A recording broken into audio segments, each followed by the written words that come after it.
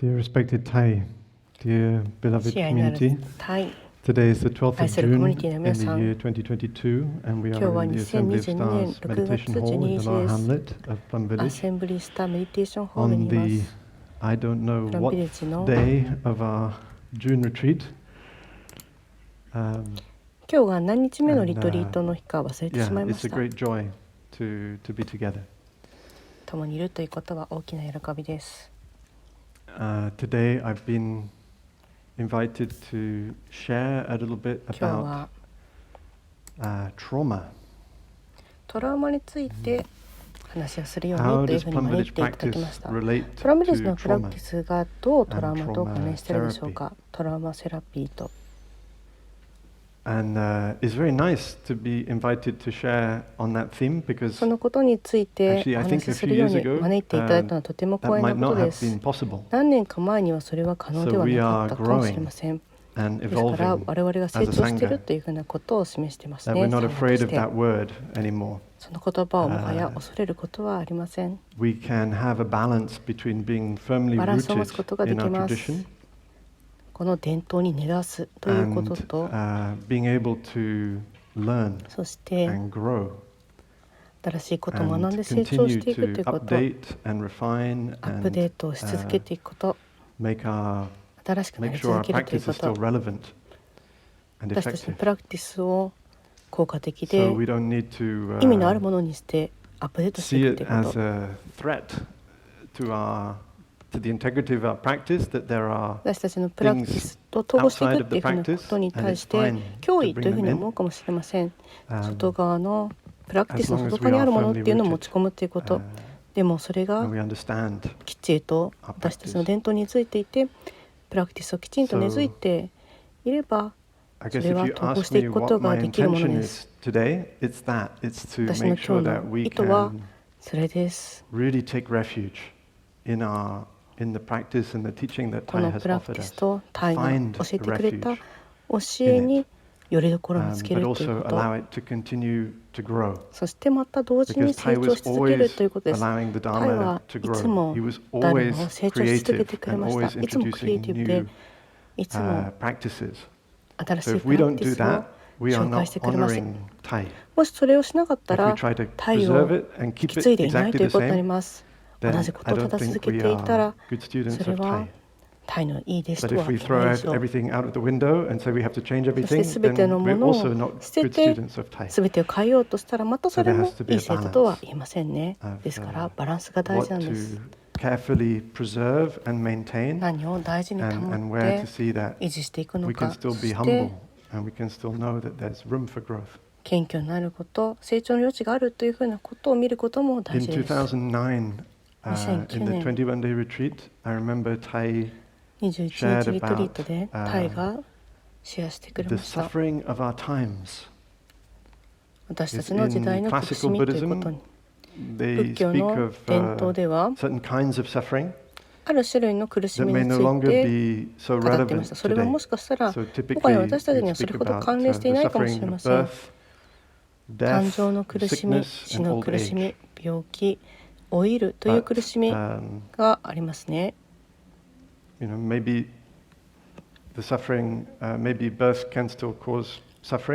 生というのは、出産というのはもう昔に比べれば危険というのは減っています。そして喜びにもなり得るものになりました。ですから必ずしも苦しみとは限りません。大使が示してくれたように、苦しみというのは死も苦しみではありません。年を取るということがまた素晴らしいことだということも示してくれました。タイは年を取っていくことを楽しんでいました。そして病というもの、今私たちは病の苦しみを集合的に経験していますね。そしてその中に今もいます。でもそれと同時にまた医療が発達して、医療へのアクセスっていうのが改善されて、病気に対して私たちは以前よりも強くなっていったとことができると思います。健康で、そして長寿を享受できる人が多くなりました。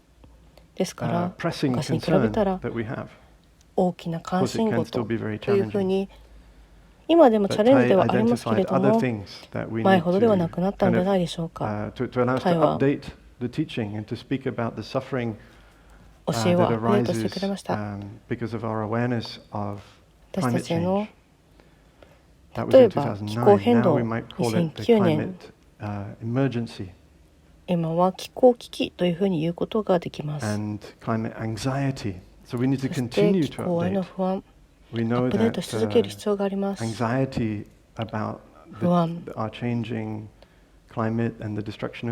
していく気候、環境の破壊、汚染が拡大していること、生態系の破壊、野生動物が絶滅している危機にあるということ、絶滅していっていること、それらがものすごく大きな不安というのは私たちの内側に不安を作り出しています。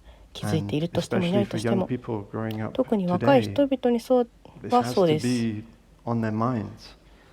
彼らの心の中にそれがあります。それが麻痺させてしまいます。恐ろしい。どんな未来を私たちはあるんだろうか。タイは2009年テロリズムについて話しました。それは今も脅威かもしれません。でも私たちが今目撃しているのは戦争による破壊です。戦争はいつもそこにありました。We have suffering caused by inequality, 不平等による苦しみあります。不平等が拡大しています。ギャ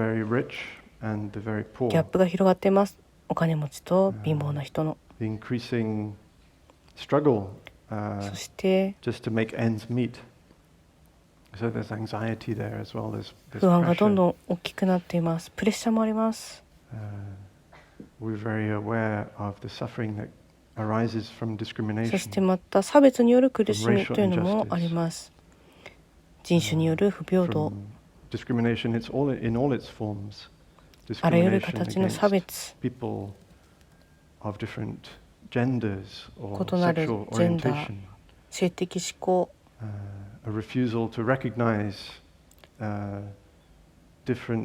認識することを拒否する人たちもいます。異なるジェンダーアイデンティティがある人、それらのアイデンティティの話題にするというふうなことを無視しようとする人もいます。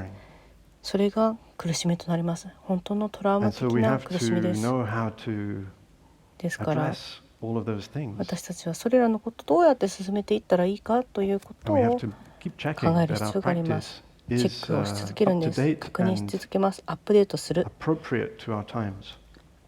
私たちの時代にふさわしいだろうか、アップデートされているだろうか。昨日、あ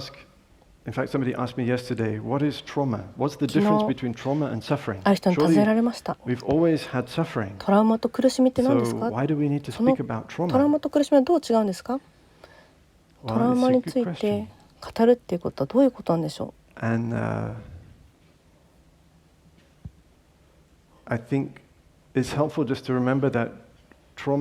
大事なことはトラウマっていうのは、トラウマセラピーっていうのはただのフレームだということですね。枠組みなんです。それは絶対的な真実ということではありません。それが助けになることもあれば、それを手放すことが大事なこともあります。自分を理解するため、他の人々、世界を理解するために。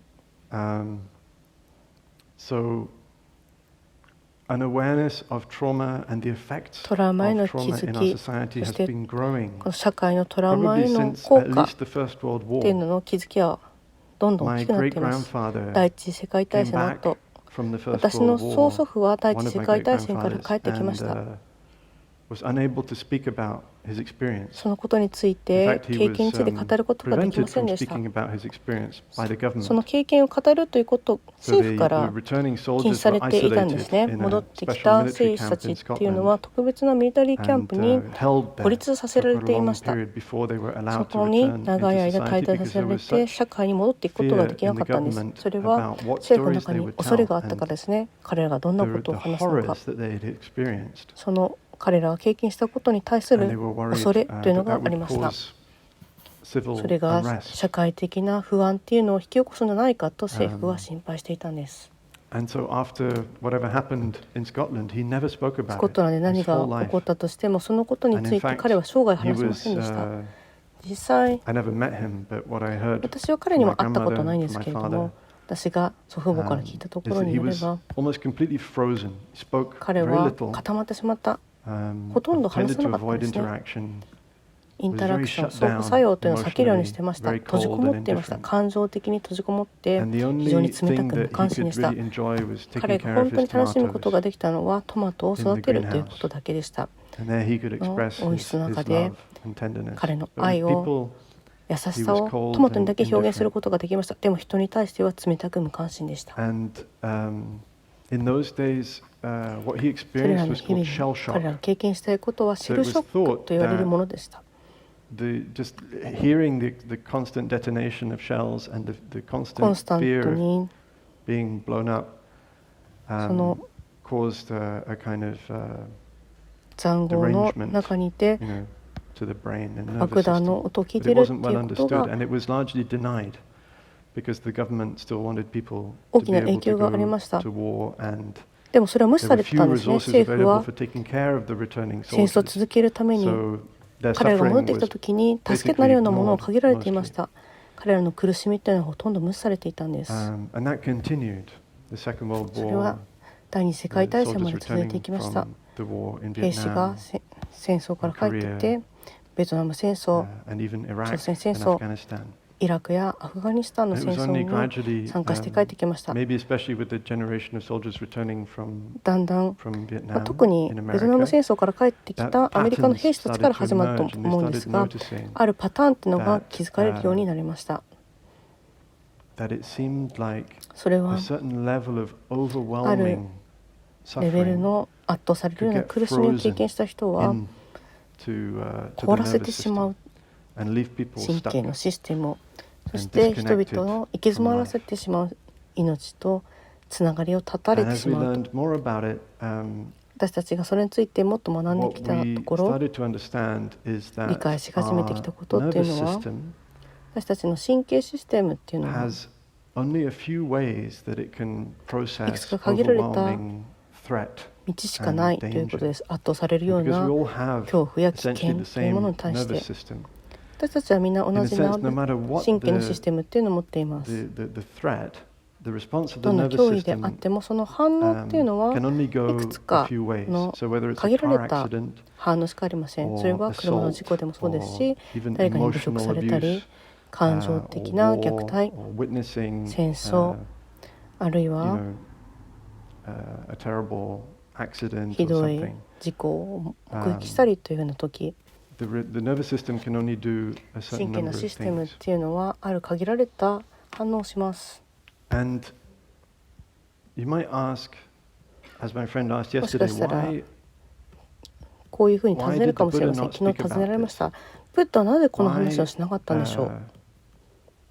なぜこれは新しい現象のようになるんでしょうか。それが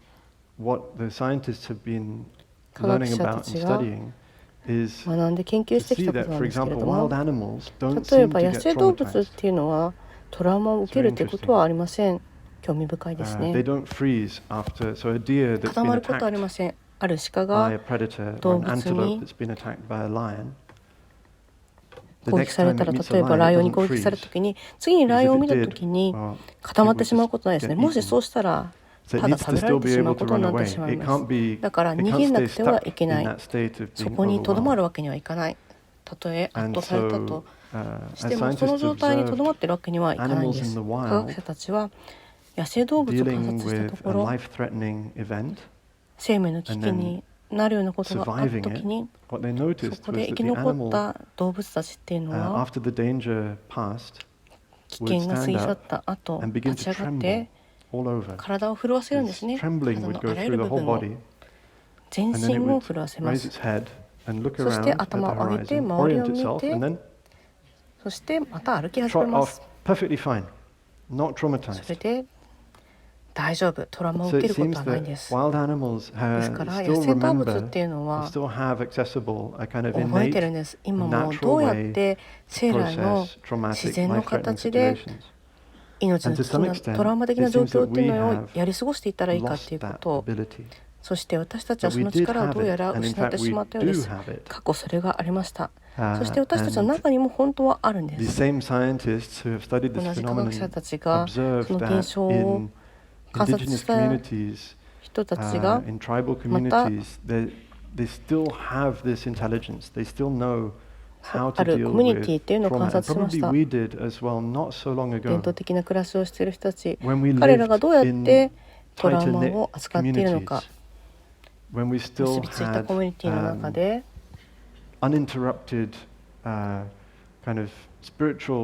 スピリチュアルな伝統があるような社会、儀式があって、祖先から引き継がれた伝統というのがあります。コミュニティ、そして集まってダンスをする、歌を歌う。その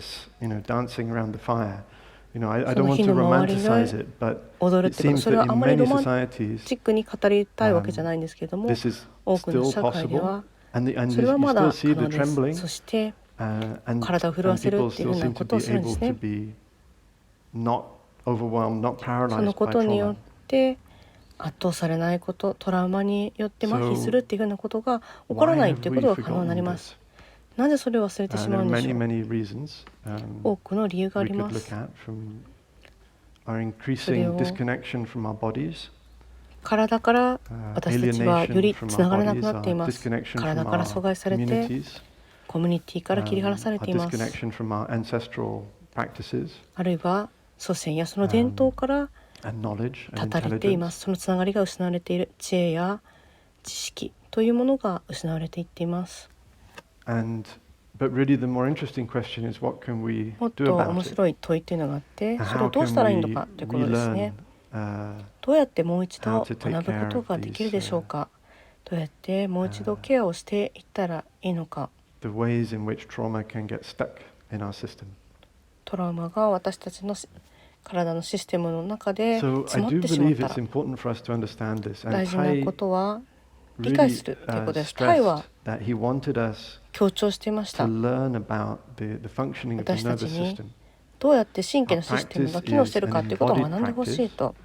私たちのプラクティスっていうのは体で体験するプラクティスです。何が起こるかというふうなことを私たちは見ることができます。ある一つの非常に助けになるフレームワークというものは、異なる神経のシステムというものを理解することです。多くの人はすでに知っていると思いますが、交感神経というものと副交感神経というものがあります。交感神経というのは戦ったり逃げたりするときに活発化することで、その時に血が巡っていきます。早く走れます。戦い準備ができていて、そして血液っていうのは消化器官から離れて、この体の中心部から末端部分に広がっていきます。呼吸は口での呼吸によってエネルギーをすぐに使うことができるように準備をします。それが命の危険になったような状況で私たちがすることです。もしくはそれが危険であると私たちが認識したところです。本当に命の危機のある場所じゃなくても、それが非常に危険だ、非常に脅威だというふうに感じたときにそうなるんです。汗をかいて急に呼吸が浅くなって心臓の動きが速くなりアドレナリンが出ます。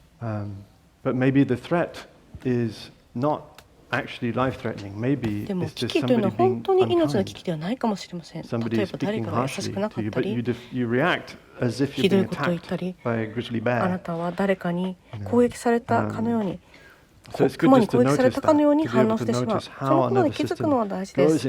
どうやって神経システムっていうのが自分を守るために働いているのか、守ろうとして、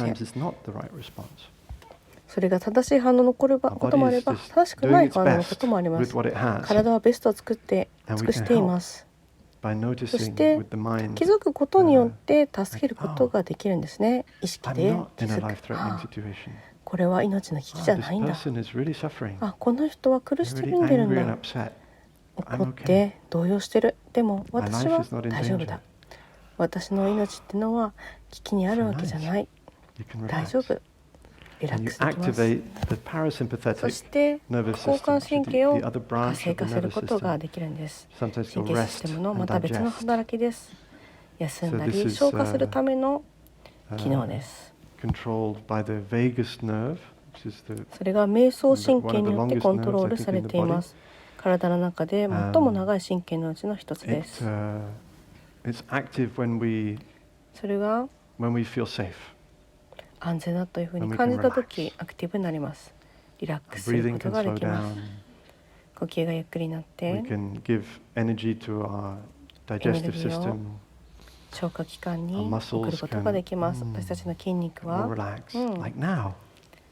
今みたいにリラックスできます。いいですね。交感神経を活性化することができるんです。その活性化する方法っていうのは、呼吸に注意を払うということです。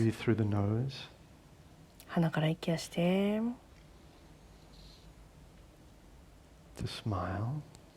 笑む。大地に触れているところを感じます。体の感覚に気づいて、肌の上の周りの空気、安全だということを思い出します。それは素晴らしいことですね。周りを見てください。左を見て、右を見て、この素晴らしい人たちを見てください。微笑むことができます。そして彼らがあなたに微笑んでくれます。このことに気づくのは素晴らしいですね。優しい人たちに囲まれています。このコミュニティの中にいてサポートし、育み、慈悲深く寛容で敬意がある、愛のある、そんなコミュニティにいます。それを感じられることは素晴らしいですね。そしてそのことでリラックスできます。リラックスする必要があります。So we learn how to modulate our nervous system. どうやって私たちの神経システムを調整したらいいかということを学ぶことができます。こうやって眺めることができます。哺乳動物としてお互いを慰めることができます。お互いに優しく見ることで、微笑みで優しく触れることで、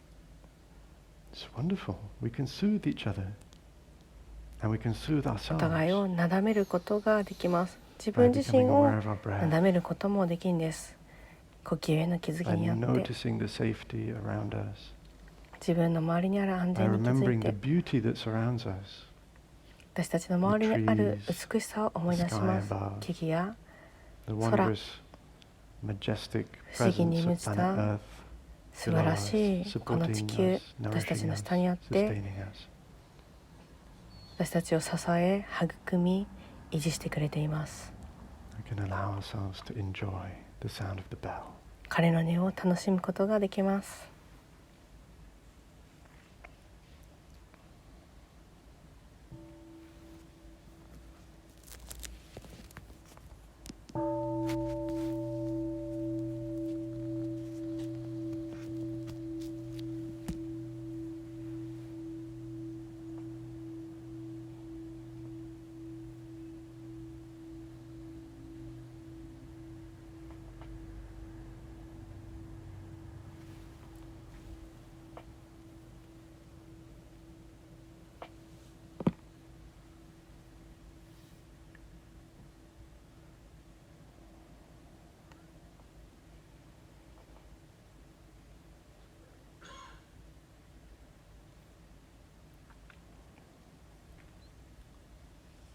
So, if we think about what happens in a situation of extreme danger, 非常に危険な状況の中で何が起こるかということを考えると、もし圧倒されていたら、状況が非常に大変で、体が十分に強くなくて戦うことができなかったら、例えば小さな子供だったり、戦うっていうふうなことができないことはありますよね。そして逃げることもできない。それは車の事故でもそうですよね。大人であっても車と戦うことできません。どんなに強くなっても車を止めることできません。ですから次のことは固まるということです。死んだふりをするっていうこと。それは副交感神経っていうのが過活性化しているということです。休んでそれは固まる。それは生き残るための方法なんですね。ある状況ではそういったことが役に立つことがあります。多くの肉食動物、捕食者っていうのは腐った肉っていうのを食べたくないというふうに思っています。ですから死んだ動物には触れないんです。もしかしたら病気になるかもしれませんから。ですからある動物っていうのが逃げることができないっていうことは、そこで倒れて死んだふりをするんです。それはすごいことですよ。ある映画がありました。ライオンとかトラとかが匂いを嗅いで、ただどっかに行ってしまう。そのままにしておくんです。なぜかというと、もう死んだものを避けたいというふうに、そういう習性があるからです。ですから死んだふりをするっていうふうなことは機能することはあるんですね。だから私たちの神経のシステムがやることっていうのは、それが効果的なこともあれば効果的じゃないこともあります。死んだふりをするっていうのは車の事故の時には役に立ちますよね。感情的な暴力や虐待の時にもまた役に立たないということがあります。でもそれが私たちの体がそういうふうになっているっていうことなんです。So, what happens with trauma 何が起こるんでしょう。トラウマがis that if we are not able to shake it off, もしそれを振り払うってことができなかったら、そのような生来の力っていうのにアクセスすることができなかったら、トラウマをコミュニティや友人たちと共に振り払うことができなかったら、それを抑圧させるんです。そして医療者っていうのがトレーニングされているのは、もし誰かが震えているのを見たら、救急車の中で事故の後に鎮静剤を打つんですね。社会の中で私たちは恐れられます。その震えてるっていうふうな反応に対してそれを抑圧しようとします。もしかしたら脳梗塞とか心筋梗塞とか起きてるのかもっていうふうに思うから、だからその震えっていうのを抑えようとするんです。鎮静剤を打ちます。ですから忘れてしまってるんです。体を動かすっていうことがエネルギーを何とかして動かせよう、循環させようとしてるっていうようなことを。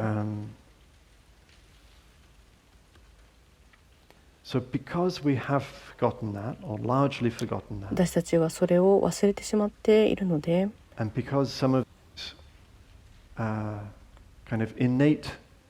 れらの生来のメカニズム、プロセスはもう私たちを利用することができないので、神経システムっていうのが詰まってしまっているんです。戦おうとしたり逃げようとしたり、全てのものが敵だ、全ては危険だというふうに思って過活性化してしまうか、もしくはすぐにトリガーされてしまって危険だというふうに認識してしまうんですね。体っていうのはすぐにそのモードにすぐなってしまう。戦うか逃げるか、逃走か逃走か。どうやったら認識することができるでしょうか。非常に高い神経のエネルギーがあって、非常に活性化している。すぐにパニックになってしまう。いつも疑心暗鬼になっている。音を聞いたらそれでジャンプしてしまう。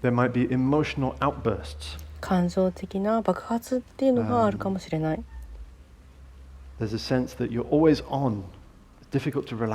もスイッチが入っていってリラックスできない。眠ることができない。消化することができない。簡単に怒ったり敵意を持ったり攻撃的になったりする。それがいつもそうだということではありません。でも気づくことが大事なんです。もしそういうふうに簡単にトリガーされてしまうとしたら、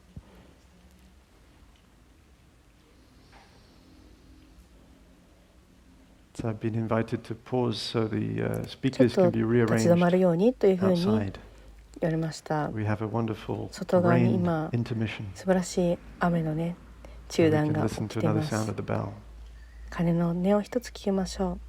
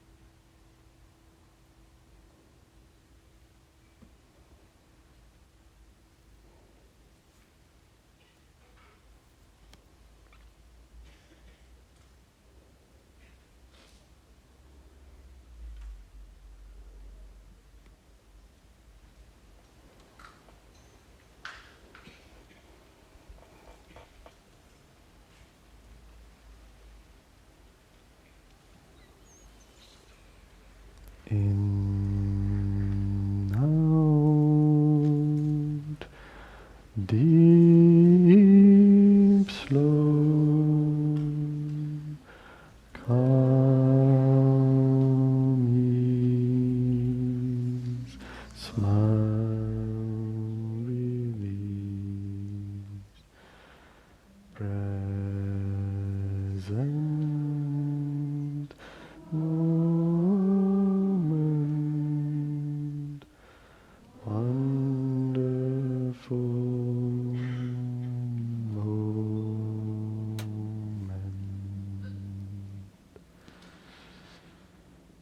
So nice. We don't have 素 to 晴ら rush. しいですね。急ぐ必要ありません。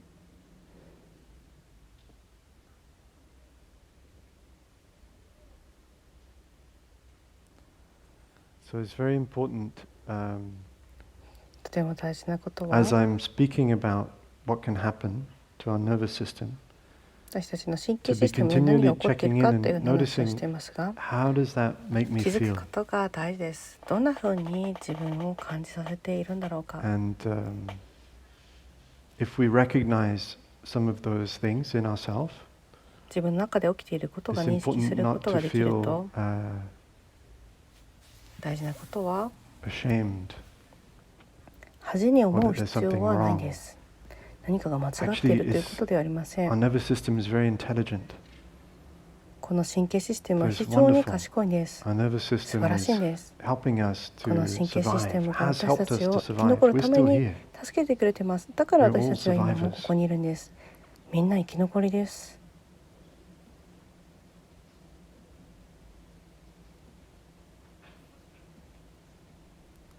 And if I mention these things, it's so that そ we れら can のことに start ついて言う to と、 notice the 気づくことができます。 to understand ourselves more, to 自分の understand こ each と other をも more, っと理解できる。自分たちお互いのことをもっと理解することができます。 and for us not to be afraid of そ these して places 恐れ that な our くて nervous も良 systems くなります。 can go, この神経 and シ to ステ know ムが how 行くと to ころを regulate, どうやって how 制御したらいい to のかっ take ていうのを知る care, ことがで how き to ます。どうやってケア befriend したらいいか、どうやって those 友人になったらいいか、 energies. それらのエネルギーと in ourselves and with each other, with our 中で friends, our family, our 友 colleagues, 人で our Sangha 家 members. 族で同僚サンガの仲間たちの間で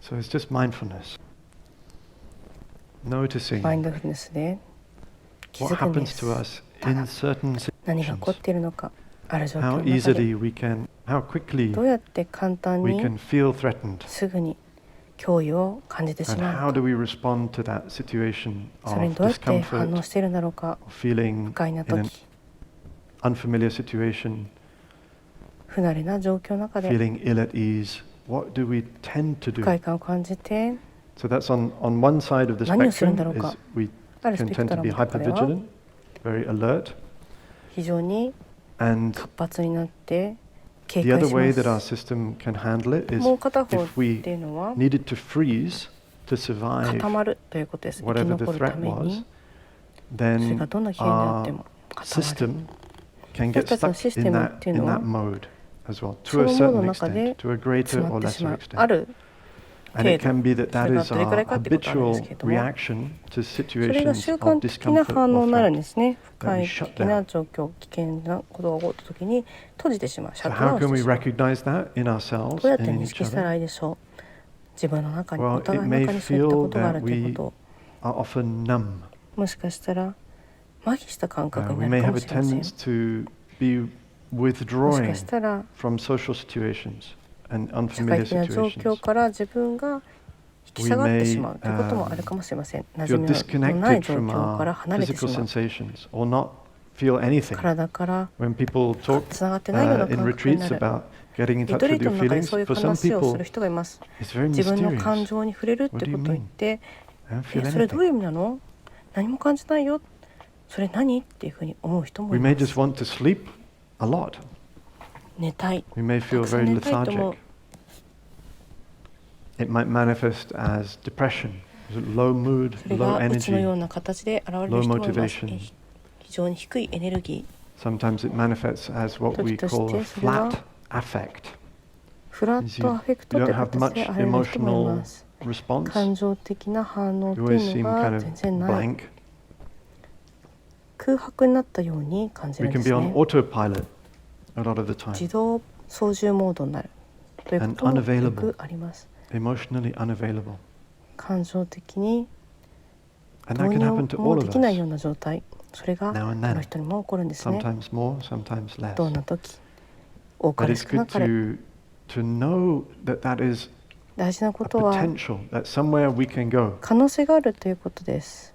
It's somewhere we can get pushed into by そ situations の of 中に threat 置か or れてしまうこ discomfort. とがあるということ、不快な時、危機的な状況の時、そういうふうなことが And the 起 more こ we ることがあり recognize ます。 that tendency, そ the のことを認 more 識 we することがで can きたら、その傾向を気づくことができたら、 love it その傾向を愛す and ることが offer で it きます。 tenderness and 優 acceptance しさ、 and allow 受容 ourselves という to のを find 与え ways ることがで to きるんです。 regulate our emotional responses, to そ regulate の our 感 nervous 情の system, 反 to 応、 guide ourselves 神経 back システムっ into the ていうのを zone 私 in たちがも between っと these 制御で two きるようになります。 extremes. それらの2つの二極化の間のところでもっと So 取 this is り really 扱うことが just できるようになるんです。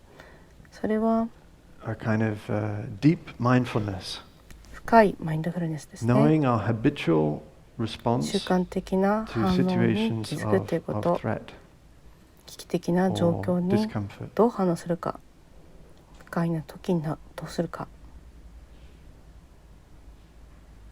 And in between, その we have a balance 2つの of 間の中でバ sympathetic ランス and があるんです。 parasympathetic 交感神経、 arousal. 交 So 感 we 神 need 経 the sympathetic nervous system. The sympathetic nervous system 起こってくるっていう isn't こと。 bad.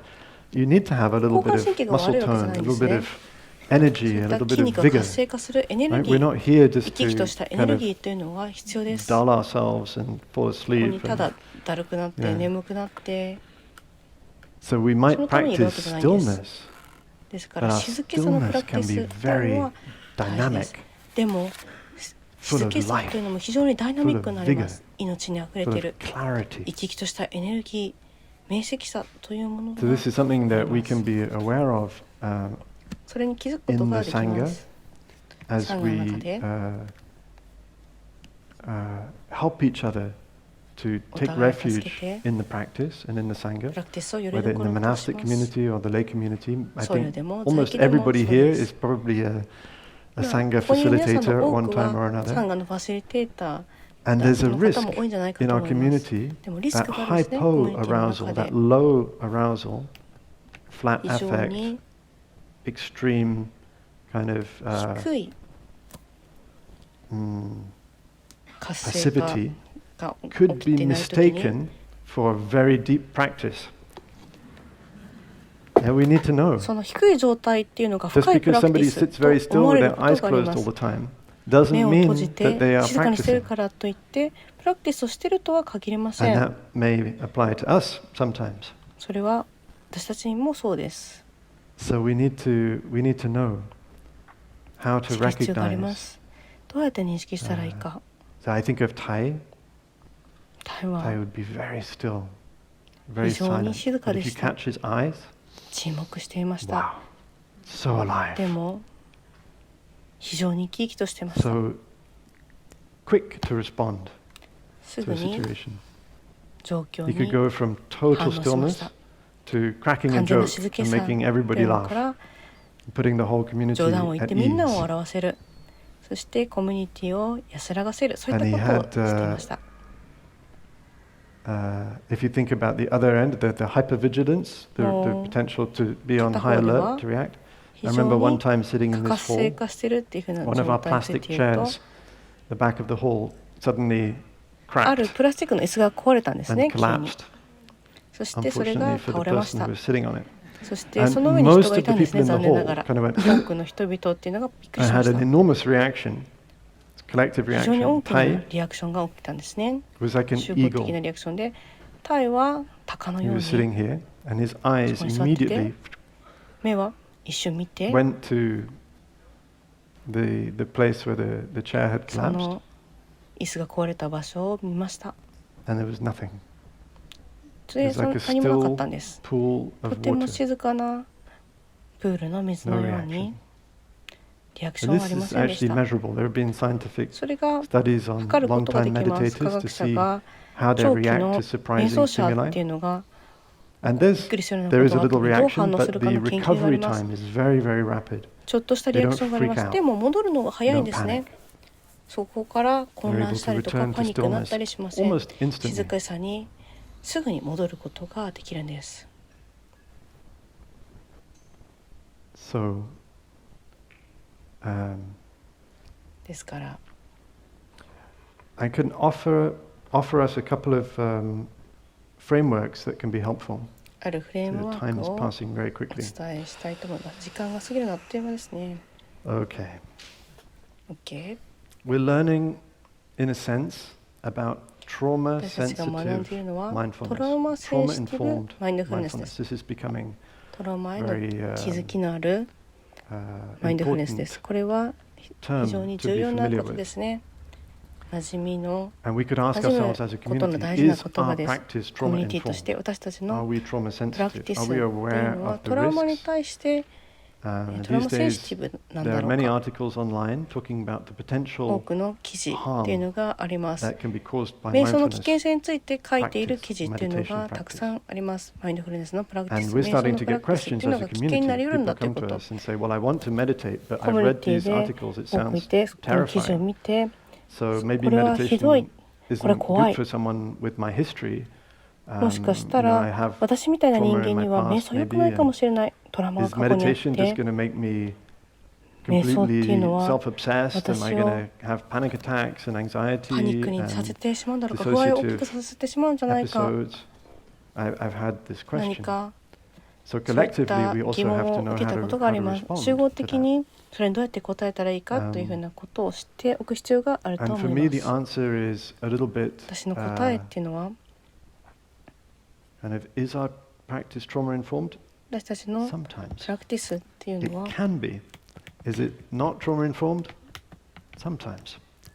Is it dangerous? Sometimes, maybe. トラウ Mostly マの情 not. 報に基 I づ think いているん mostly だろう not. か。 I think actually the way that 危 Thai 険なこともあ has る。 set たまにはね。でもそうじゃ up ないことが多いんですね。 our タイっていうの retreats, は our 私たちのリ Sangha トリート practice を is サンガのプラク very, ティスっ very, ていうの very を safe. 非常に安 But 全な it's ものにしてく important れ to ました。 know 大事なことは why it's safe and what it is なんで that's それが protecting 安全な us のか、 from the 何が potential 私たち risks. を守ってくれ Because ているで then しょ when we have う。リス that クの framework, 可能性から、 uh, そのフレームワークって we いう can のがあったら we can be aware when it 気づくことができるんです。 when there isn't enough of that safety and how to emphasize it or そ how to の recreate it. 安全っていうのが十分にないときはいつだろうか、 So- そしてどうやってもう一回作ったらいいだろうかということを。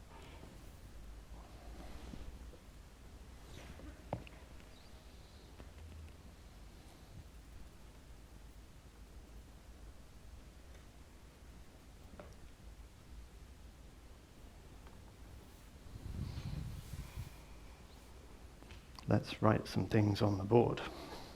ボードに書きたいと思います。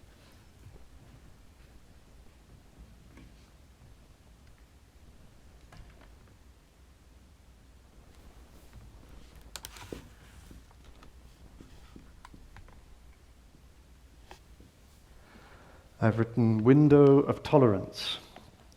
So in a sense, this is what I こ was こに書 already いたの talking が about. 寛容の窓です。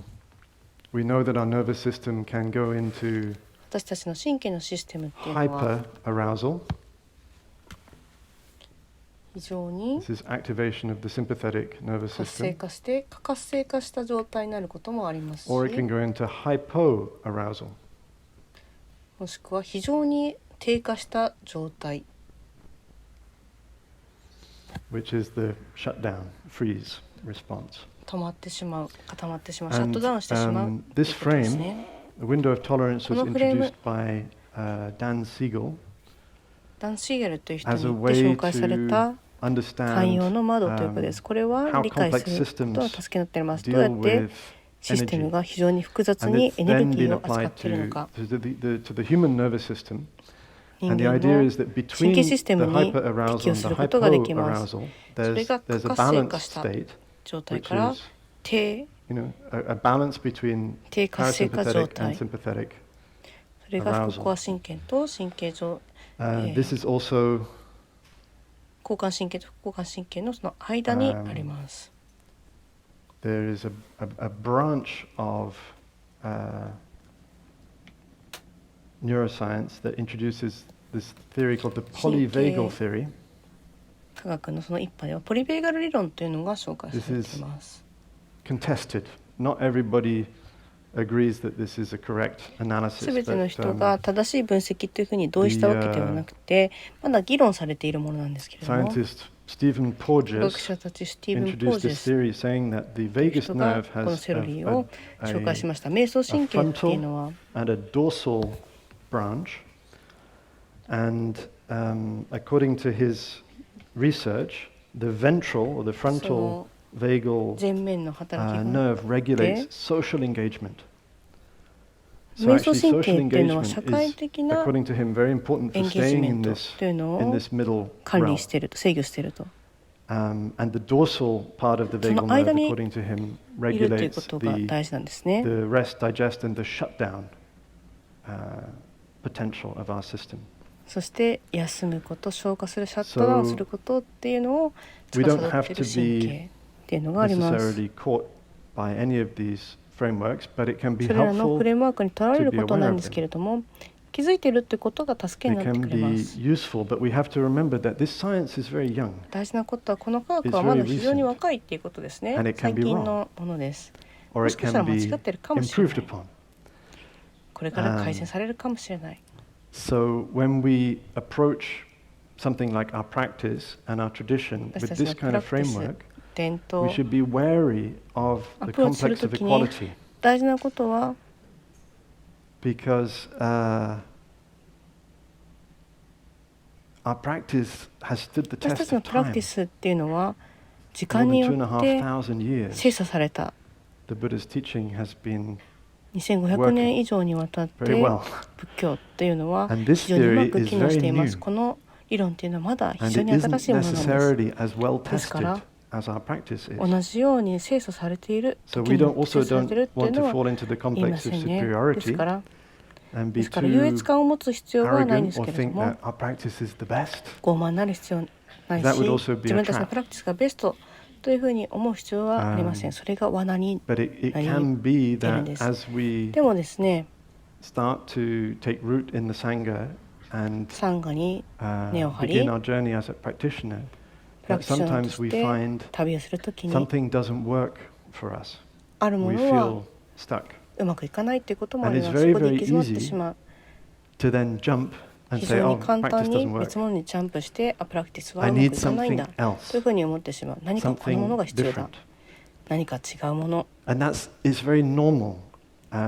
れはまあ普通の反応です。なぜかというと、私たちの中に不寛容さっていうのがあって、すぐ問題を直したいというふうに思うんですね。プラクティスにエンゲージするためには忍耐が必要です。頑固さというのが必要。決意が必要。諦めるのは簡単です。そして他のものを探してしまう。ですから私が好きなことはプラクティスの中に根付く。タイが教えてくれたものに根付き、でも豊かなる可能性に開かれていて、それを広げていくっていうことも私はしたいんです。When we speak aboutトラウマセンシティブマインドフルネスについて話をすると、5つの原則っていうのがあります。一つっていうのはこの窓の中にいるということ、この寛容の枠の中にいるということ。面白いことに、それはゴールではないんですね。どうやってやったらいいかということを知っていくのはそれでも大事なんです。ある状況の中で私たちの寛容の窓を広げることができます。不快な状況の中にいるということはできる。でもそこの中にいても大丈夫ということもできます。痛み、悲しみ、怒り、後悔、そこにあることを許します。それがいつも心地よくある必要はないんです。いつも自分のコンフォートゾーンの中にいたら、寛容の窓というのは非常に狭いものになってしまうでしょう。ですからそれを広げていく必要があるんです。窓の中にいるということは、その中にいるっていうことじゃないです。どうやってその中にいるかを知っているっていうことなんですね。どうやってやったらいいんでしょう。サンガとして多くの方法があります。ダルマシェアリングがその一つですね。ダルマシェアリングは非常にパワフルなプラクティスです。共に共同制御をしていくというふうなことの助けになってくれます。もし自分が簡単にトリガーされてしまうというふうに思ったら、でも経験のある人たちが周りにいてプラクティスをしていて、ある人が苦しみをシェアしている。それがあなたをトリガーする。いや、これは自分にはもうたくさんだ。これはもう無理だというふうにもうトラウマがある。トラウマ的なことが自分の中に起こってくる。これは私には良くない。これは危険だ。そして気づきます。ファシリテーターが磨く場、トリガーされてない。その窓の中にいる。感情的にシャットダウンしていない。まだ開かれていて、慈悲深く優しい。パニックになっていない。非常に可かせとして鐘をすぐ鳴らせたくない。そういうこと起きるんですね。本当に苦しみへのアレルギーっていうのがあります。恐れがあるんです。だから時としてどうしたらいいか分からない。誰が苦しみの深い話をしたら、よし、じゃあ鐘を招こう。歌おう。ダルマシェアリングファシリテーターがそれを途中で邪魔してしまうんですね。苦しみが多すぎる。歌おう。ハッピー、大丈夫だみんな。意図はいいんですよ。でもでも一番うまいやり方ではないかもしれません。恐れないということが大事です。苦しみに直面するときにどうしたらいいか。それは自分の苦しみに出会うということです。自分の苦しみに恐れないということです。良いファシリテーターは、そして何人かの人々っていうのがプラクティスの中で十分に安全な状態だったら気づくことができます。あ、私はパニックになってる。私はシャットダウンしてる。私はつながることができない。でも彼らは違う。社会的な存在だから鏡になっていて、2人、3人、4人、彼らが混乱しなかったら、聞くことができたら、開かれていて、優しさ、慈悲を持っていたら、ああ、これは危険な状況じゃないと思うことができるんです。あなたの神経のシステムっていうのが、彼らの神経システムによって共同的に制御されるんです。それが今起こります。安全な状況の中にいて、彼らが混乱していない。そのことによって自分も落ち着くことができるんです。それは素晴らしいことです。歩く瞑想。それは共同制御のための役立ちます。ある人が本当に一歩一歩の中に本当にいたら、たどり着いていたら、本当の我が家に帰っていたら、何も追いかけることがなかったら、命の不思議に触れていたら、これは素晴らしいお誘いだ。あなたの神経のシステムっていうのにチャンネルを合わせることができるんですね。努力なしに自然に起こるんです。だからタイが私たちのためにデザインしてくれたんです。非常に面白いことに、ある人々は一人に来て、あ、これは十分に深くない。私はプラクティスをするのが好きな。一人でプラクティスをしよう。だから歩く瞑想をスキップします。自分一人の歩く瞑想を森の中でするから。それも起こってるんですよ。座ることが好きじゃない。みんなと座るんじゃなくて自分一人で座ろう。一人の時に長い時間座りたいんだ。だから法話もやめよう。座る瞑想のプラクティスをしたいから。だからプラクビレッジに来たのにプラムビレッジにいないんです。プラムビレッジを失ってるんですね。プラムビレッジは場所じゃなくてプラクティスだからです。それはサンガなんですよ。私たち時々そういうことをすることがあります。何かを拒否する、抵抗する、オファーされたものに対して自分の方がよく分かってるというふうに思ってやめてしまう、拒否してしまう。謙虚になることが大事です。オープンであること、タイが私たちにオファーしてくれたものを受け取るということ。少なくともタイはもしかしたらポイントが何か意味があったのかもしれない。ここには何か価値があるのかも。トライしてみてください。心から試してみてください。多くの共同制御っていうのが社会的な関わりによって起こります。社会的な関わりというのは話すことに限りません。沈黙でも起こるんです。食べ物を本当にマインドフルに食べているということ、お皿を究極の次元で洗っている人がいたら、私たち何人がそれを本当にできるでしょうか。それをしているでしょうか。それともおしゃべりしてますか。お皿を洗う列の中で。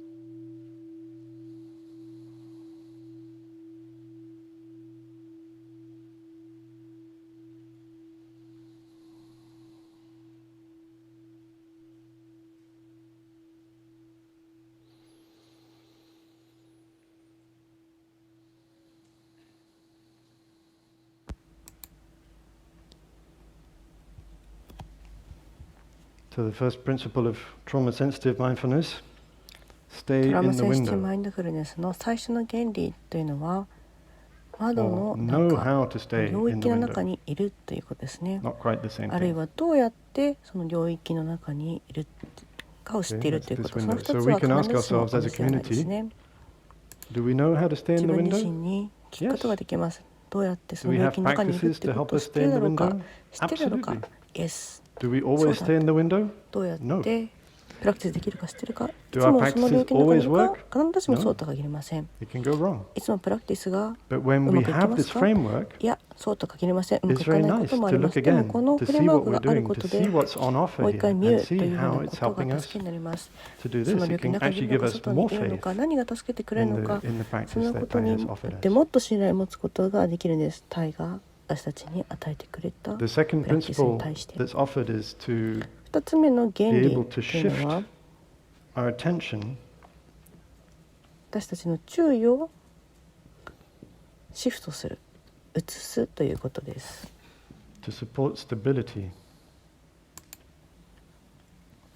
安定性をサポートするために。In another framework, which is the somatic experiencing framework, which many of you probably know, ソマティックな経験のフレームワークなんですけども、多くの人が知っているかもしれません。ペンデュレーション、振り子運動と呼ばれるものです。私たちのプラクティスでは、これは少々人と言われるものに相当しているかもしれません。必ずしも一致しているわけではないんですけども、これはどういう意味でしょう。私たちの注意を向ける、安定性を保つために。それはいつはもうこれではもう無理だというところを知っているということです。理解をしたいと思う、自分の苦しみを知りたいと思う、集合的な世界の苦しみを理解したいと思います。でも時として苦しみに触れるっていうことが圧倒させるようなものになってしまうことがあります。もし傷というのがあまりにも生々しいとき、あるいはあまりに濃かったら、それがあまりにも長い間そこにあったら、それに触れた途端に私たちの容量を超えてしまうということがあります。それが私たちの現実っていうのを乗っ取ってしまう、フラッシュバックになって圧倒してしまうということがね、私にもありました。非常に難しいのはどうしたらいいかがわからないということなんです。そのような状況の中であるプラクティスっていうのはもはや前と同じように機能しないこともあります。それが私に起こった時には、ソウル瞑想っていうのは非常に難しくなりました。不可能というぐらい目を閉じることができなかったんです。フラッシュバックがやってきたんです。そして私は乗っ取ってしまいました。それは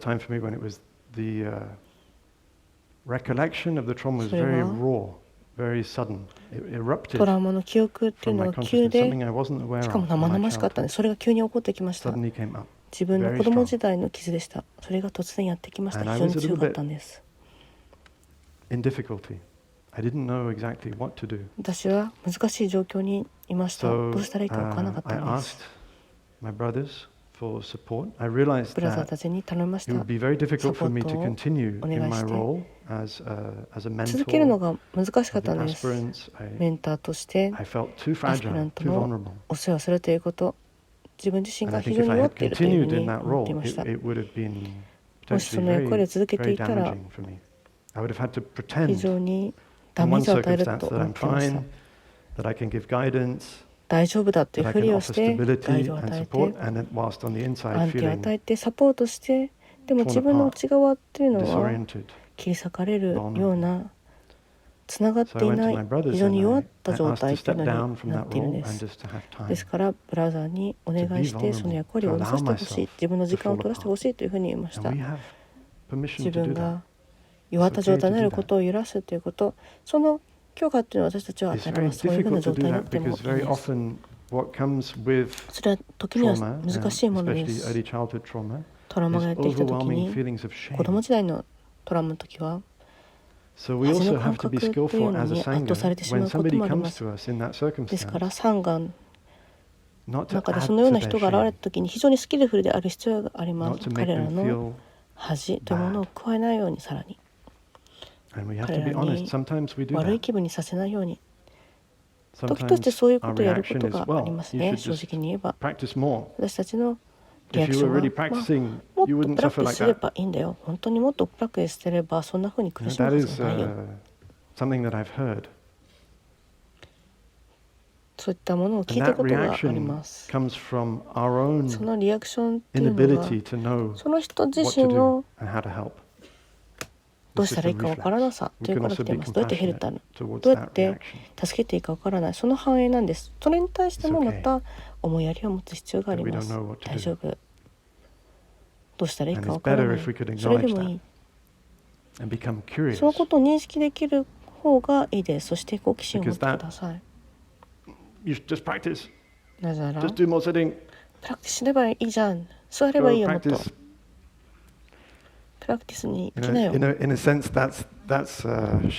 それはある意味ではシャットダウンですね。感情的に優しくない、思いやりがない、深深くない。ある素晴らしいダルマティーチャーでジョアンナ・ローゼンという人がいました。このことを教えている人がいました。これを体制の窓というふうに呼ばずには好奇の窓というふうに呼びました。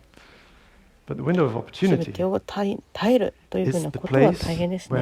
でもそれが機械の窓、機械の領域というふうに言うことができれば好奇心を持つことができます。マインドフルになれます。オープンになれます。そして慈悲深くなります。もしシャットダウンしたら私たちには慈悲深さというのがなくなっています。過活性化しているときに疑心暗鬼になって恐れを持っているとき、思いやりを持つこと、好奇心を持つこと、優しくなることは難しいです。こんなことにブラザーたちは非常に優しくて好奇心を持って慈悲深く私にたくさんのスペースをくれました。どうやってサポートしたらいいかな、あなたを。何が必要なのと聞いてくれました。私は急いでました。これを何とかするために。このトラウマが急に起こってきたこと、それが人生に起こってきて、何とかして戻したい、何とかして統合して理解したい、すぐにそう思ってたんですね。それを私たちの文化の中で認めることができます。そういった傾向があります。西洋の教育を受けた人々、仏教の伝統にアプローチするときに彼らのメンタリティっていうのはその方向、何かをそこから引き出そう、急に急いで解決方法を見つけ出そう。それはある意味の搾取ということですね。自分のニーズを満たすために急な解決方法っていうのを探す。社会を支えている、資本主義を壊れている。どうやってそれを解決したらいいか分からない。だからちょっと気分が良くなるためにそれを修正しよう、何とかして急いで修正しようとしてしまう。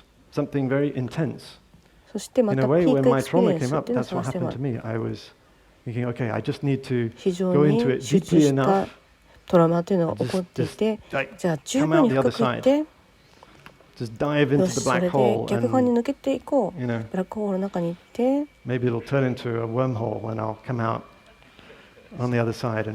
そしてそれが逆側に行った時にその穴を抜けていって良くなっているはずだと。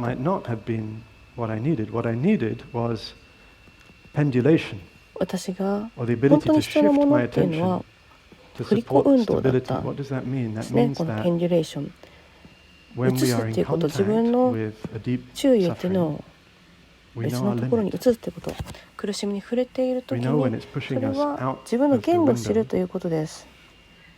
この領域の外に出てしまっているというふうなことを知る。自分の注意というのを他のものに向けるようになります。私たちの伝統にこういったものがあるでしょうか。そうなんです。16の呼吸のエクササイズで5つ目と6つ目というのは深く苦しみを見る前に育んでいくんです。喜びを生み出して幸せを生み出す。タイはよく私たちに思い出させてくれました。命の不思議に触れるということを、これはペニュレーション、振り子運動ということができます。苦しみに触れてそれが現れてくるちょっとだけあまり深くその中心に最初から触れるんじゃなくて軽く触れてそして見ます。大丈夫だろうか。この苦しみがあった時に私はまだ大丈夫だろうか。もし大丈夫じゃないっていうふうに感じたらその注意を別のところに移します。何か自分を育んでくれるもの、安全なもの、大丈夫なもの。それはとてもシンプルですね。私のブラザーがそこに行って手を握るってことかもしれません。それは素晴らしいですね。目を開いて周りを見て、もしこれが起こったらでそしてもし自分が圧倒されているというふうに感じてこれは無理だっていうふうに思ったら目を開けてください。周りを見て素晴らしい平和な幸せな人たちが周りにいます。危険の中にはいない。それを自分に思い出させてください。大丈夫。私は大丈夫。これは危険な状況じゃない。安全だ。命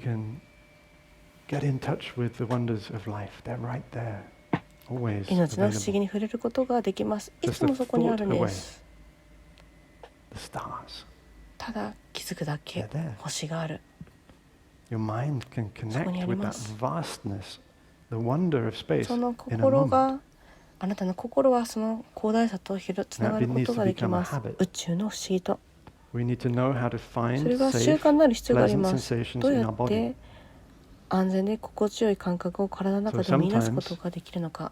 時としてそのような状況の中でパニックがなると呼吸っていうのが一番安全な場所でなくなることもあります。呼吸っていうのが非常にきつくなってしまう。呼吸できない。呼吸を感じようとしてもうまくできない。苦しい。ですから瞑想のガイドするものとしていつも呼吸っていうのは安全な場所だ、よりどころにはならないということも知っていることが大事なんです。自分が瞑想するものとしてもそうでしょう。もしそれになった時にどこに行ったらいいでしょうか。体の中で。それは手かもしれません。手っていうのは非常にニュートラルですね。中立的です。注意を払うと心地よい。あったかかったり冷たかったりちょっと震えているかもしれません。指先にちょっと震えがある。手をおでこに当ててあなたが病気の時に子供の時にお母さんが手を当ててくれたように、もしお母さんが安全な関係になったらお母さん呼んでください。そしてお母さんの優しさっていうのを呼んでください。あなたの中の優しさっていうのをかけていたらお母さんの優しさっていうのを送ってください。お母さんじゃなかったら別の人かもしれない。先生、お父さん、友人、自分の手をハートに当てて、私がプラムヴィレッジに最初行った時にあるエルダーブラザータイファパンが母が亡くなったばかりトラウマを抱えていた私に教えてくれました。嘆きの波というのがやってきて私はその中で溺れていました。自分一人になると耐えられなくな状態になってました。そこで教えてくれたのはあなたの中にお母さんのエネルギーとお父さんのエネルギーがありましたと言いました。彼はあなたのお母さん、あなたのお父さんというふうに言いました。お母さんとお父さんのエネルギーっていうのがある。何が起こったとしてもあなたにその力がある。それを抱きしめることができますよというふうに言ってくれました。そして非常にそのことに自信があるようでした。そのプラクティスを私に手渡してくれて私を受け取ったんです。それをそういう前にもうこんなのは無理だ、抱きしめるなんてことはできない、圧倒するようでとても無理というふうに思っていました。でもですね、彼が急にアクセスをくれました。私の中の一部っていうのが抱きしめることができないんだ。それを教えてくれた時にその後波がやってきたら私はこう物理的に自分の抱きしめて抱きしめることができました。大丈夫、大丈夫だよ。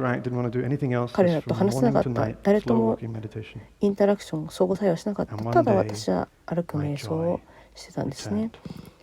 ある日、私の喜びっていうのが帰ってきました。その瞬間のことを覚えています。私はディアパークにいて一人で歩いていました。埃にまみれた道。急に世界が戻ってきたんです。急にもう一回見ることができました。栄光と美しさ、私の周りにあるということ、自分の足を感じることができました。安全を感じることができました。そこをよりどころとするということができたんです。急に私の呼吸の喜びというのがやってきました。私は微笑みました。涙が溢れてきたんです。特別なことは何もなかったんです。でも奇跡でした。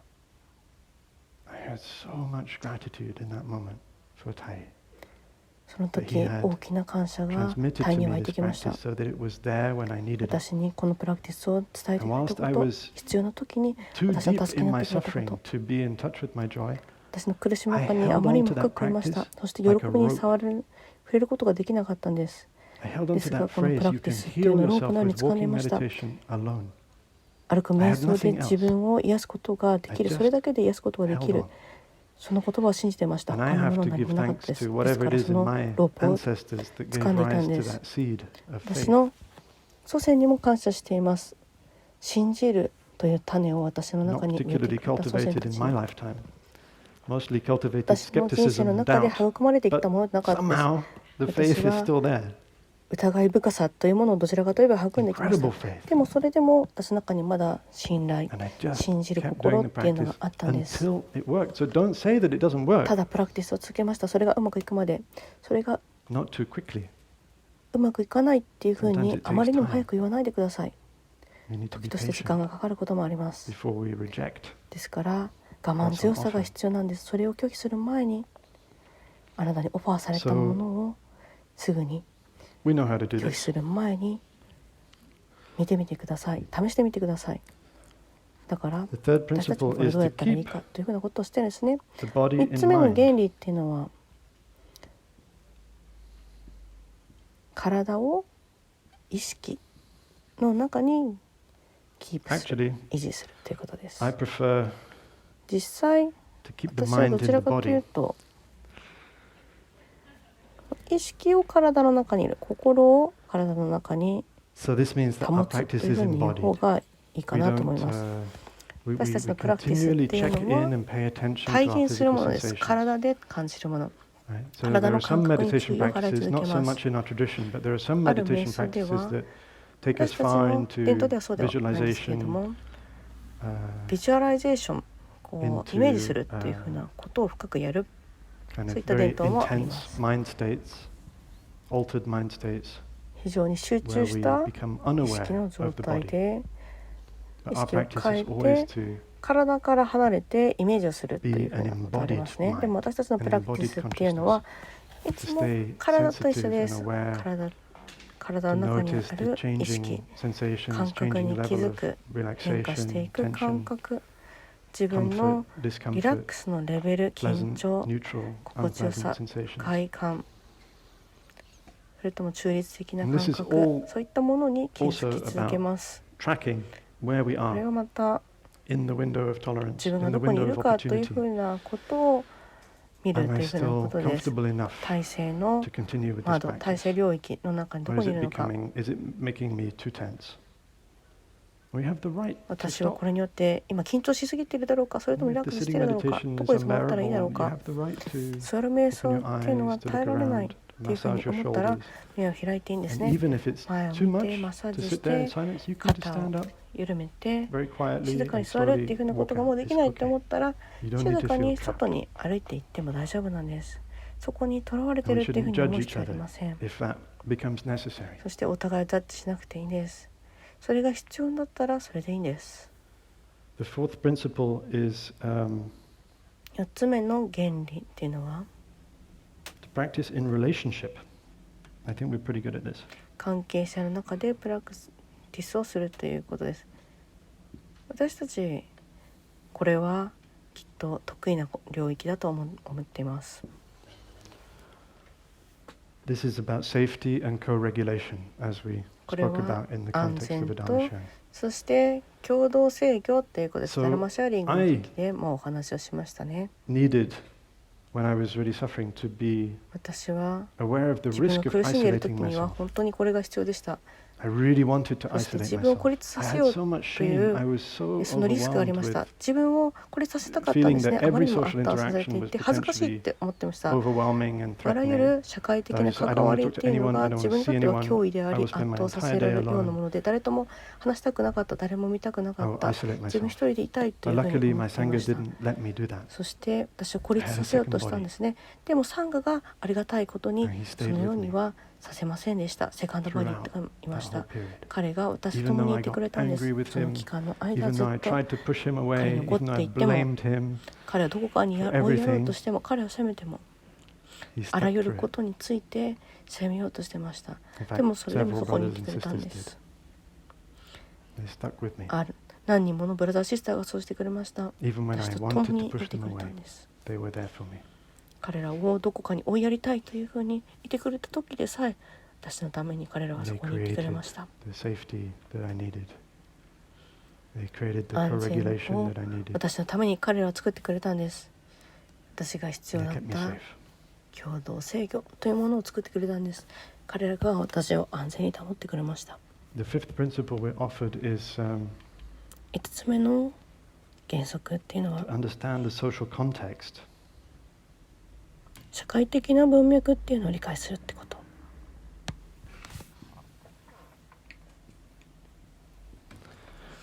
Which means to understand that the teachings それが that 意 we 味するこ offer と and は the 何かっ practices て that い we う offer と、 may 理解するこ land とです。私た differently ちが for 与えられ different たプ people ラクティス according to their っていうのは circumstances. 違う人によっては And we 違 need うように to 働くっていう have こと、 enough その置かれている状況によってそれはどう機能するか違うっていうこ to と learn a です little ね。 bit more 十 about 分 each な other's 興味を持 culture, つ必要が each あり other's ます。 background, お互い each の文 other's 化についてもっと childhood, 学ぶ、お互いの背景 to についてもっと understand 学 how ぶ a こと、 particular practice might それぞれ be の子 for 供性がどう somebody. なったのか、 It's ある not プ the ラクティ same ス for っていう everyone, のが according to their experience, ある according 人 to に their とって gender, はどう according to their 働くの sexual か、人によっ orientation, て、ジェンダーによって、 according to 年 their 齢によっ race, て、性 their 的指 background, 向に their よって、 history, 人 what they're 種によ dealing っ with, て、背景によって、歴史によって、彼 according ら to が the 出会ってきたもの ancestral によって変わってくるんで transmission す。 of suffering, 祖 of 先が joy, 彼らに of 渡した talent, もの、 of 苦しみ、 habits. 喜び、才能、習慣、 We need to be skillful and to adapt. スキルフルである必要があります。そしてそれを So this is also just about 適用させるんです。 staying curious. それは好奇心を持ち続けるということでもあります。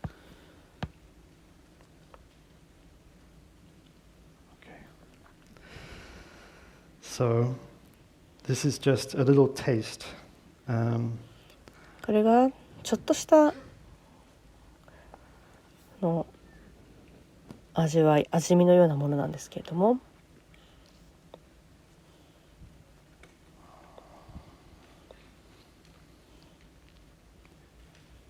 There is a very important Dharma door.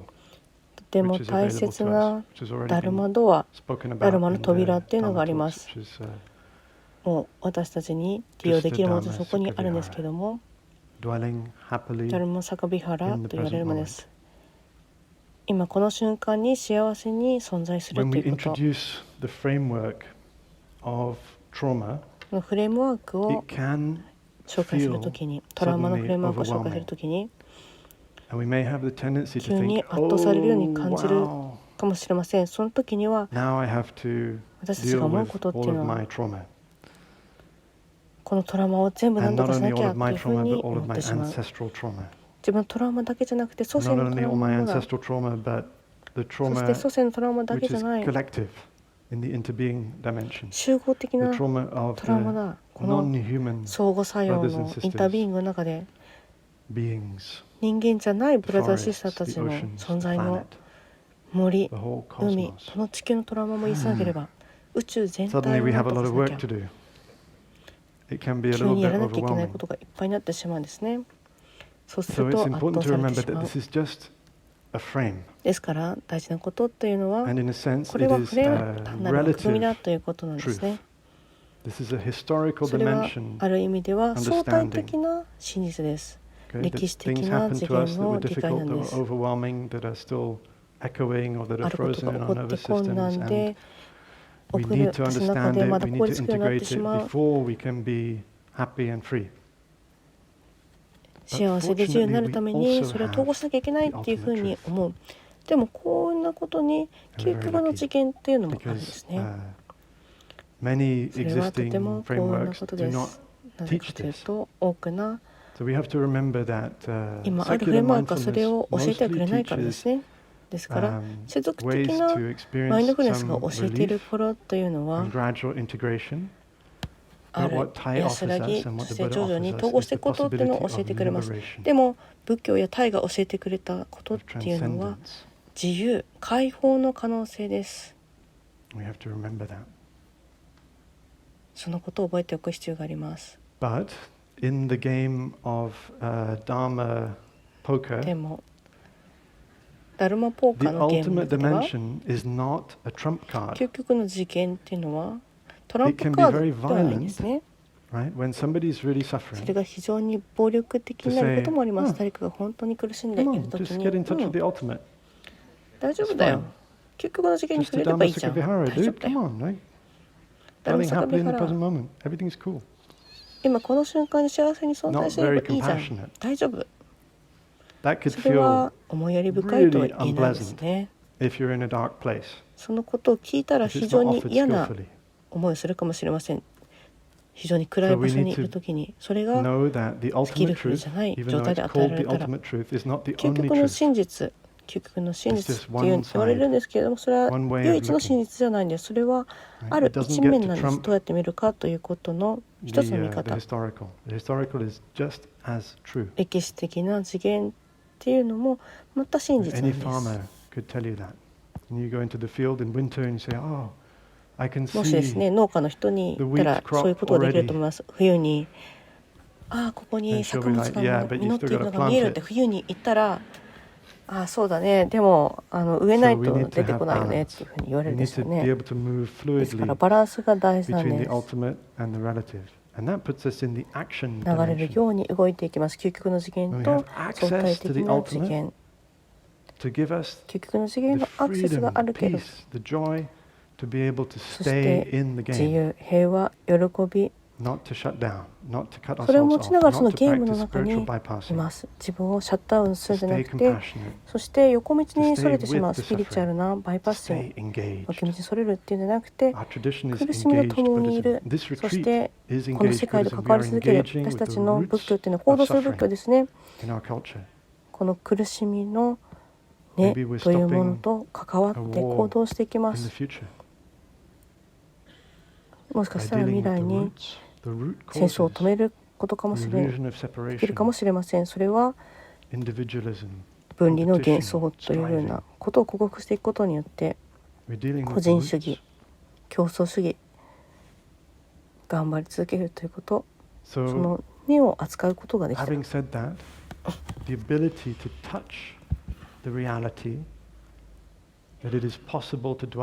実に触れることができる力、今この瞬間に幸せに存在するというふうに言うことは癒しなんです。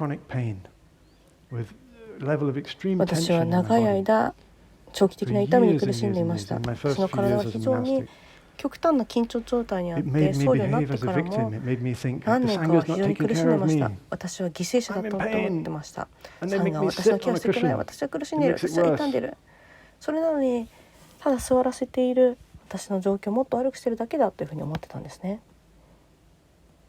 しばらく理解するまでに時間がかかりました。癒しへの道はないと。癒しっていうのが道なんだと。そして今が癒しなんだと。後じゃないと。このトラウマの枠組みでリスクがあるのはどっかに目的地があるというふうに思ってしまうこと。そこにたどり着いたら大丈夫だって。そこにたどり着けば大丈夫になって平和になって大丈夫だ、オファーすることができる。それを解決しなければできない。それまで私は自分のケアしなきゃいけないから一人にして、それは I struggled for so long with this phrase, Trista Dhamma Sukha Vihara, because 今ここに幸せに存在するっていうフレーズに私は長い間苦しんできました。タイはスートラの中でタイがビジネスの人たちに教えていたんですね。5回言いました。タイはこのフレーズをブッダ5回言ったというふうに言いました。でもどうやってやったらいいか言えなかったんですね。これは可能だって言いました。今ここに幸せに存在するっていうふうなことは言いました。私はイライラしました。タイ、説明してない。どうやってってことを教えてくれてないじゃないかというふうに思ってたんですね。でもそれが大事なところでした。もしそれが真実であるなら、今ここに幸せに存在するということが可能だったら、それはこの瞬間のことなんです。How どのようにしたらということはないんです。もしどうしたらということがあるということは、それは未来のこと、後でということです。今この瞬間だったら How どのようにということはないんです。それは今 Now なんです。もうここにあるんです。その中に浸ってみる必要があります。素晴らしいと思いませんか？意味を分かんないですね。クレイジーです。それは私たちの意識、頑張らなければ、プラクティスしなきゃ、理解をしなければ、癒さなければいけない。何千の生涯っていうのを過ごさなきゃいけないんだ。どのようにしたらいいかっていうことを一生懸命探してます。努力して頑張って学んで見つけないと一生懸命探してるんですね。でもどんな意味なんでしょう。それは止まるということです。探すことをやめること、追い求めることをやめる。わお。待つ必要ありません。葛藤する必要ないんです。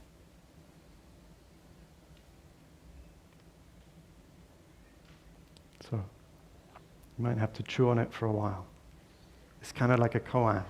れを噛み砕く時間が必要かもしれません。公安のようですね。それにイライラするかもしれません。それがなんかモヤモヤしてください。それを感じるまで、そのことに気づくまで。それは知的な理解じゃないんですね。手放すっていうことなんです。身を委ねるということ。それが気づきであり、悟りです。よりどころとするということ、帰依するということ。時としてまた忘れてしまうかもしれません。しなきゃいけないことがある、やらなきゃいけないことがいっぱいあるんだというふうにまた信じ始める。でもそのよりどころというのがより安定してすぐに自分のそことつながれるようになったら、そのような視点の中で行為をすることができます。究極の次元、自由、新鮮さ。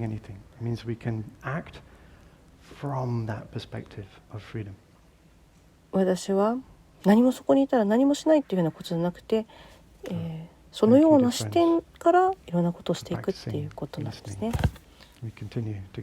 ありがとうございます。聞いてくれてありがとうございます。共に継続していきましょう。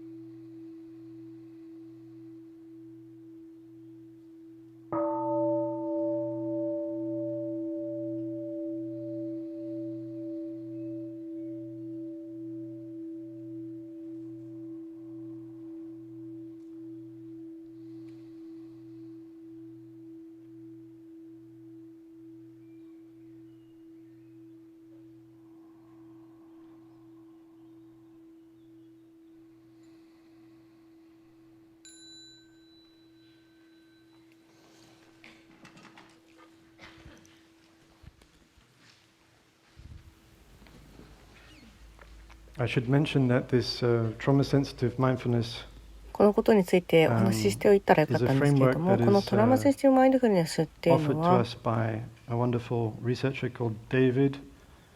晴らしいリサーチャーであるデイビッド・トレブンという研究者の方が紹介してくれたフレームワークですね。素晴らしいポッドキャストやオンラインのトレーニングっていうのがあって非常に助けになります。でももう私たちにはこれありますね。